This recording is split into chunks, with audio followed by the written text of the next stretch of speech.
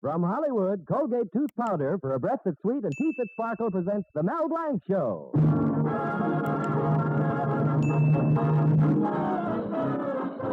My lawnmower needs sharpening. I've got to take it to Mel Blanc's Fix-It Shop. My wife's percolator top is cracked. I've got to take it to Mel Blanc's Fix-It Shop. Oh, my stocking has a run in it. I've got to take it to Mel Blanc's Fix-It Shop. My wife's going to have a baby. I got to take it to the hospital.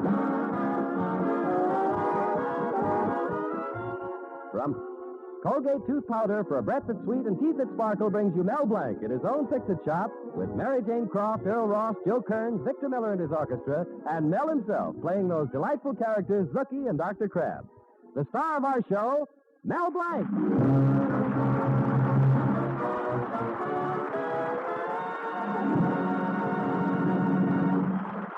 It's a lovely autumn morning in Mel Blanc's town, population 7,500.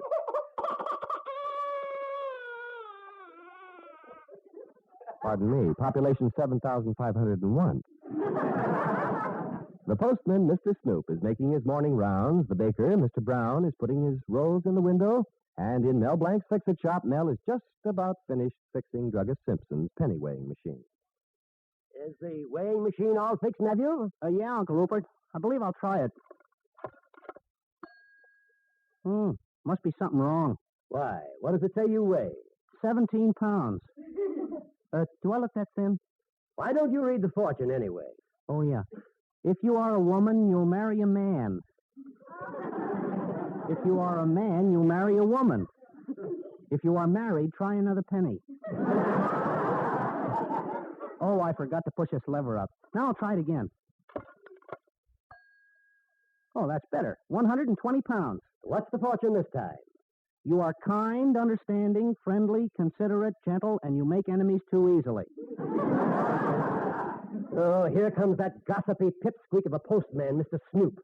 I'll go out for a walk, Melvin, if you don't mind. Okay, Uncle Rupert. Hello, Roop. Goodbye, Snoop. Howdy, Mel. Hello, Mr. Snoop. Got a letter for me? Nope. Do you expect me to write you one? Oh, I didn't mean a letter from you. Oh, well, just a second here. Oh, first of all, I want you to mend my mailbag. It's all bursted out to the seams. Oh, sure, I can do that in a minute. Any mail for me? Now, let me see here. Hodgkins, 805 North Elm Drive, Blodgett, 807. That's the third notice Blodgett's got from the library. Why don't you return that book? You know, I got a good mind to go up to Blodgett. Any mail for me? Oh, let me see here. Simpkins, 809. Ooh, very interesting postcard. Dear Joe, if you've got any more of that... Excuse me for saying so, Mr. Snoop. But I thought postal employees weren't allowed to read the mail. Well, that's right, Mel. Well, you ain't no employee. You read it for me. Look, Mr. Snoop, any mail for me? Now, stop poking around my letters. If there's anything I hate, it's nosy people. Let me see. Potter, 811. Oh, I say mail. Mail? No, mail. How about buying 2 tickets to the Postman's Ball Saturday night, huh? Only $1 apiece. Well, I'd like to, Mr. Snoop, but I gave my last $5 to my uncle. I don't have a cent. Well, here's your mailbag all stitched. What's the charge? Oh, nothing. Gosh, I sure could use $2 for the tickets. I'd take Betty, and for once we wouldn't have to spend the evening in her parlor. What's the charge? Nothing. I'd dance with Betty, then I'd go out on the veranda and hold her in my arms. Then I'd kiss her and hug her. What's the charge? $2, and I'll take the tickets.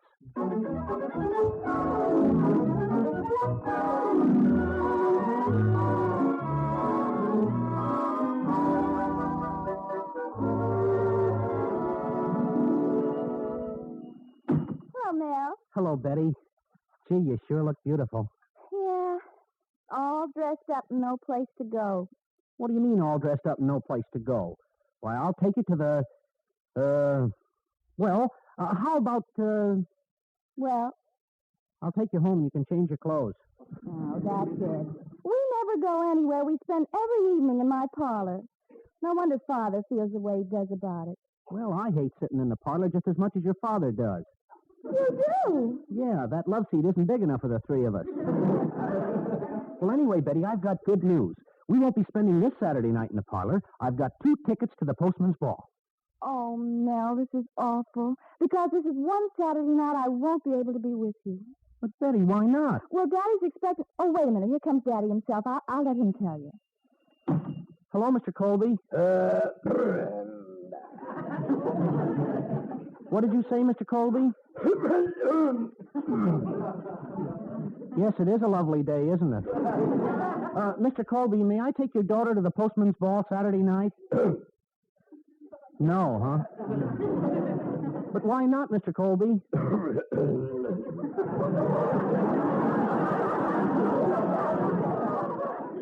Well, that isn't much of a reason. What? I mean... Oh, now listen here, you dimwit. I'm expecting a very important man for dinner this Saturday night. Betty's got to prepare dinner for him and then entertain him. Well, you're making a regular nightclub out of your place, aren't you? Mel. This Mr. Fisher can help me a great deal with my supermarket.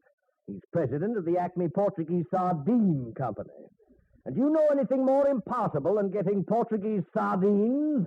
Yeah, getting the sardines out of the can. Oh.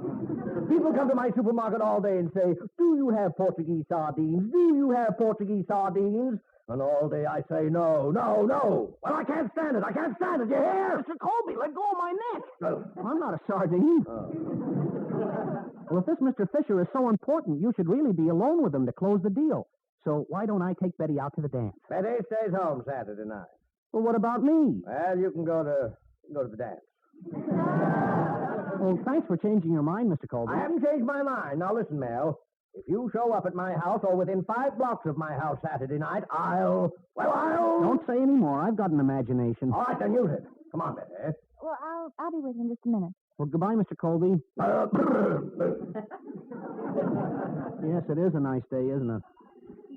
Oh, gosh, Betty, this is awful. I sure killed our Saturday night date. This was going to be once we wouldn't spend it in your parlor. Oh, Mel, you know Father. Father talks big. Betty, Father is big. Now, Mel, you listen to me. I'm inviting you to the house Saturday night, and if you don't show up, you don't have to show up ever again. Goodbye. Bye. Gosh, Betty's father says no. Betty says yes. Oh, I'm just a pickle in the middle.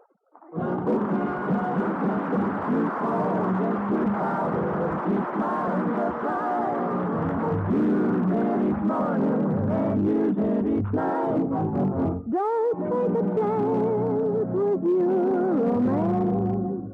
Use Colgate tooth powder. You know, anyone can be the victim of a little breath of trouble. I mean, unpleasing breath. It happens to thousands without their knowing, marks them down socially, makes them unhappy. So be on your guard. Brush your teeth night and morning and before every date with Colgate tooth powder. For Colgate tooth powder cleans your breath as it cleans your teeth. Yes, scientific tests have definitely proved that in 7 cases out of 10, Colgate tooth powder instantly stops unpleasing breath that originates in the mouth. What's more, no dentifrice at any price cleans your teeth more quickly and thoroughly than Colgate tooth powder. Remember to buy it first thing. And remember the name Colgate tooth powder with the accent on powder. Don't take a chance with your romance. Use Colgate tooth powder. Well, here it is Saturday night. Mel still doesn't know whether he's going to use those tickets to the postman's ball. Betty says Mel had better come up to the house or else. And Betty's father, who is trying to get a shipment of Portuguese sardines, says Mel had better not show up or else. Anyway, right now Mel is in his fix-it shop talking to Betty's little brother Axelrod, who has just entered the shop. Well, what's new, Axelrod? Gosh, Mel, is my father mad at you? Well, how do you know? Did your father say anything about me? Personally? Well, I didn't hear anything. You didn't? No. Of course, whenever he starts to talk about this, he makes me leave the room. Well, how about Betty? Same way. While she was preparing dinner, she kept talking to the chicken and calling it Mel. Well, that shows how much she loves me. She said to the chicken, if you don't come up tonight, I'll... Well, then what'd she say? Nothing. She just dropped it in the boiling water. Oh. Well, so long, Mel. Oh, so long, Axelrod. Gosh, what a mess this is. If I don't go to Betty's house, I'm a boiled chicken. If I do, I'm a dead duck. Uncle Rupert, I can't figure out why Mr. Colby doesn't like me. Well, you read the fortune on your card. You are kind, gentle, observant, tolerant, and you make enemies too easily. You mean I should try to make a friend of Mr. Colby? My boy, when I first met your aunt, I said to myself, I must make a friend of that woman. And what happened? That was the worst decision I ever made. Maybe I ought to try it anyway. Why don't I go up there to Mr. Colby and be as nice... Here comes that pompous Mr. Cushing, the president of your lodge. Well, hello, Brother Mel. Ugga-boo-ugga-boo-boo-ugga. Greetings, mighty potentate. Ugga-ugga-boo, ugga-boo-boo, ugga. Well, just stopped in for a second to remind you about the next meeting of the Benevolent Order of Loyal Zebras. I'll do my best to make it, mighty potentate. It's an honor for you to ask me personally. Oh, not at all. I like to get around among my zebras. Say, why are you moping around like this? Why, when I was a young man, do you know what Saturday night meant to me? I already took a bath, Mr. Cushing. You wouldn't understand. Well, I can see you don't want to talk, so I'll say so long. Ugga-ugga-boo, ugga-boo-boo, ugga. Ugga-ugga-boo, ugga-boo-boo, ugga. Well, now, wait a minute. Anyone who gives the password like that is a worried zebra. Now, tell me, what's wrong? Well, I wanted to take Betty to the postman's ball, and Mr. Colby wouldn't let me because he's entertaining the president of the Acme Portuguese Sardine Company. And he wants Betty to... You don't mean Mr. Fisher, do you? Yeah, do you know him? Why, of course, and you should, too. Fisher's the Grand Wizard of the Jennings Junction Order of Loyal Zebras. We are both imperial caliphs on the Executive Council. You mean I'm his fellow zebra? I'm his lodge brother? That's right. Go on up there and tell him so, and mention my name. Oh, but Mr. Colby said... Oh, Colby won't touch you with Fisher there. Fisher's a swell guy. A man I'm proud to call a zebra. Well, so long, Mel. Just give Fisher the old password. Ugga-ugga-boo, ugga-boo-boo, ugga. Ugga-ugga-boo, ugga-boo-boo. Ugga. Oh, Uncle Rupert. Yes, nephew? Watch your shop, will you? I'm going to Betty's house, and I've got to go upstairs to change. Just a second, Melvin. Here comes Dr. Crab. Well, you take care of the dog, Doctor, will you, Uncle? I'll be right down. All right. Good old Dr. Crab. He's been taking care of dogs so long he even talks like one. Ah, good evening, my good dog doctor.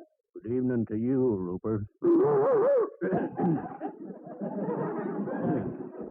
I've been walking quite a bit, and I'm thirsty.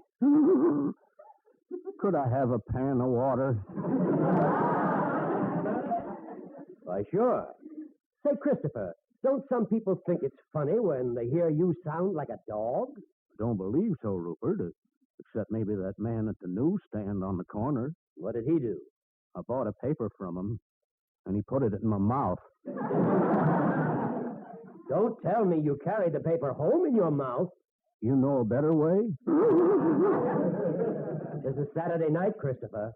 We're supposed to be closed, you know. I know, but I thought I'd talk to Mel about a special lock from McKinnell's. My little terrier tried to run away. Really? Oh, yeah, but I caught him. I said to him, and he said, and then I said, and he said, I tell you, that dog is sensational. Why? What do you mean? Well, he understood every word I said. Well, thanks for the water, Rupe. My throat feels better already. Well, I'm beginning to sound like myself again. Bye, Rupert. Goodbye. Good old Dr. Crab. Well, I'm ready, Uncle Rupert. You can get Zuki to help you take care of the shop. Well, wish me luck. Good luck, my boy. And it's very late. You'd better hurry if you want to make the dance. So shake a leg. What do you mean, shake a leg? I'm shaking all over.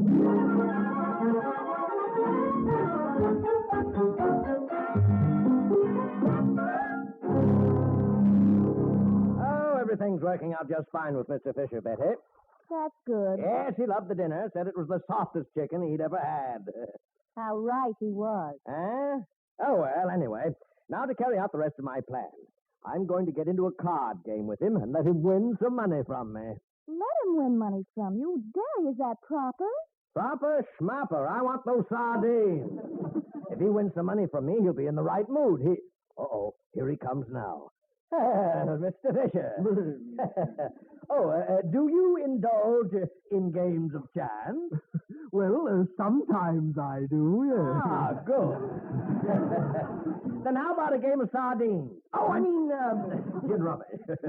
I'm sorry, Mr. Colby, but I don't like to play cards. You don't like to play cards. Well, How about Pachisi? Monopoly. Axelrod, you got any chalk? We can even play Potsy. Well, thank you very much, Mr. Colby. Very obliging of you. But as a matter of fact, there is one game that I do play. But I warn you, I'm very good at it. That's checkers. Checkers? So very good at it, eh? Axelrod, get the board and the checkers. Okay, Dan. Nothing like a good, rousing game of checkers, I always say. Eh, Betty? Oh, I wonder who that can be. Oh, never mind. I'll open it. Hello, Mr. Colby. Oh! Who was that? Oh, just a salesman selling vacuum cleaners. Well, let him in. They're very hard to get. No, I second thought it wasn't a salesman. Somebody I don't know. A Portuguese. Oh, I mean an Eskimo. Oh, I don't know. I'll get it. Hello, everybody. Oh, hello, Mel. Mel, this is Mr. Fisher. Mr. Fisher, this is my fiancé, Mel Blanc. Pleased to meet you, Mr. Fisher. Ugga, ugga, boo, ugga, boo, boo, ugga. What? Well, what do you know? A brother zebra. Ugga, ugga, boo, boo, ugga.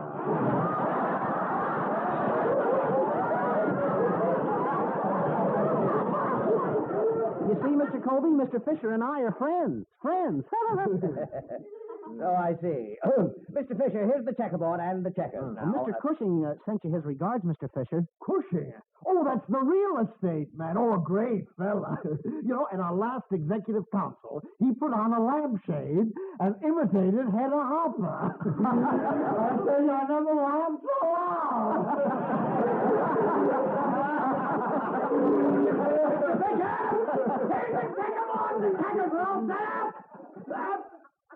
Well, you don't have to shout, old man.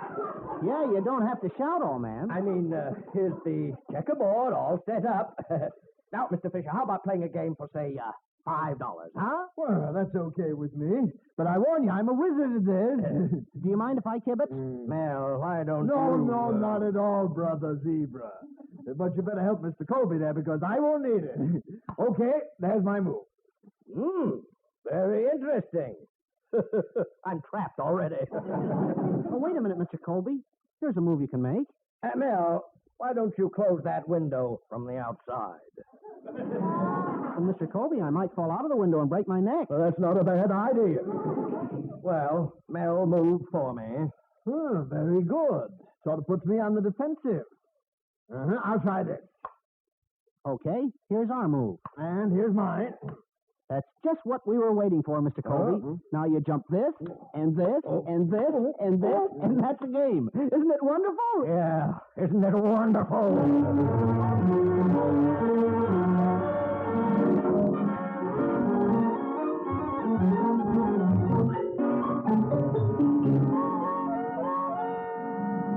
Well, Mr. Colby, that's $30 I owe you.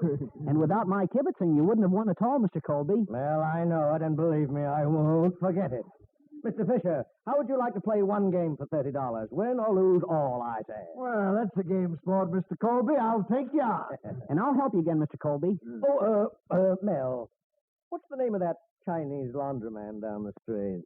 Oh, you mean so long? What'd you say? So long. Oh, too bad you have to go so soon. So long, Mel. So long. Oh, wait a minute, Mr. Colby. Stop pushing. Oh, come now. Quiet down, everybody. I move. There.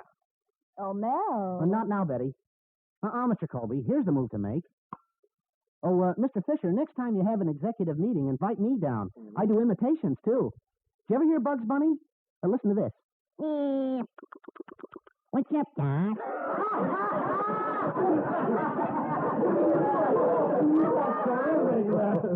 You know, I can't even keep my mind on the game. Mel, here's a knife. Go and cut yourself.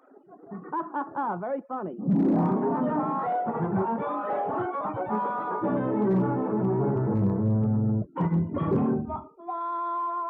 Well, I think that $120 are quite enough to owe any man, Mr. Colby. So I'm going to call it quits. There's your money. Oh, dear. Oh, dear. Well, what's the matter, Mr. Colby? You're not taking this very well. Mr. Colby is what is known as a sore winner. Oh, you certainly are a card, Brother Zebra. Card? He's the whole deck. Well, Good night, and believe me, it's been a pleasure. Well, good night, Mr. Fisher. Oh, by the way, Mr. Colby, let me say this for you. Everywhere I'm invited, people get into checker games with me and purposely let me win. You know, you're the first man who ever had guts enough to beat me. I admire you. Yeah, that's just the way I feel, Brother Zebra. And by the way, Mr. Colby, I just got in a large order of Portuguese sardines. Now, I don't know whether you know this or not, but they're almost impossible to get. Really? I didn't know that.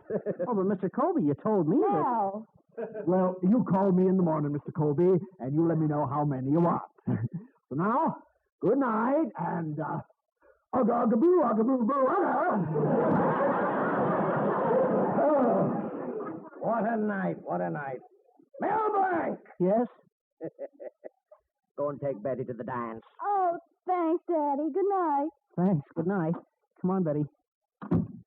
Betty, this is the first Saturday night we won't be spending in the parlor. Oh, gosh, won't we have fun? This ticket good for one admission to the post... Mel, What's the matter, Betty? these tickets are for next Saturday night. Next Saturday night? Uh-oh. Back to the parlor again.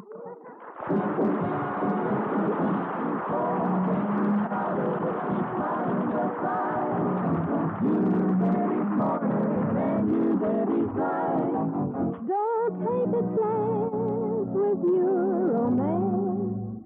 Use Colgate tooth powder. Young man, whether you're calling on a customer or calling on your best girl, remember this. A little breath of trouble, unpleasing breath, can quickly mark you down. So be on your guard. Do this. Brush your teeth night and morning and before every date with Colgate tooth powder. For Colgate tooth powder cleans your breath as it cleans your teeth. Yes, scientific tests have definitely proved that in 7 cases out of 10, Colgate tooth powder instantly stops unpleasing breath that originates in the mouth. What's more, no dentifrice at any price cleans your teeth more quickly and thoroughly than Colgate tooth powder. Remember to buy it first thing. And remember the name Colgate tooth powder with the accent on powder. Oh, Melvin. Yes, Uncle Rupert. Will you please sign this check? What's it for? For $25. But, Uncle, we don't owe that much money to anybody. This is for the community chest drive. Oh, we owe them everything we can afford. Give me that pen. Good night, folks.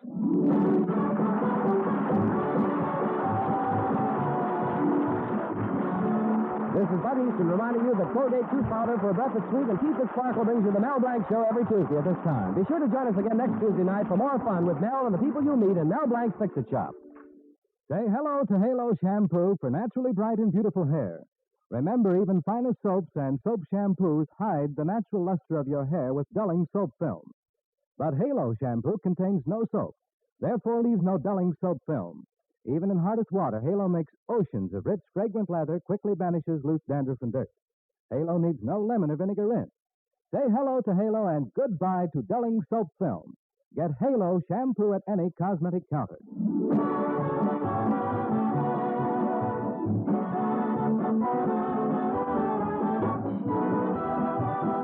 The Mel Blanc Show was written by David Victor and Herb Little Jr. and was produced and directed by Joe Ryan.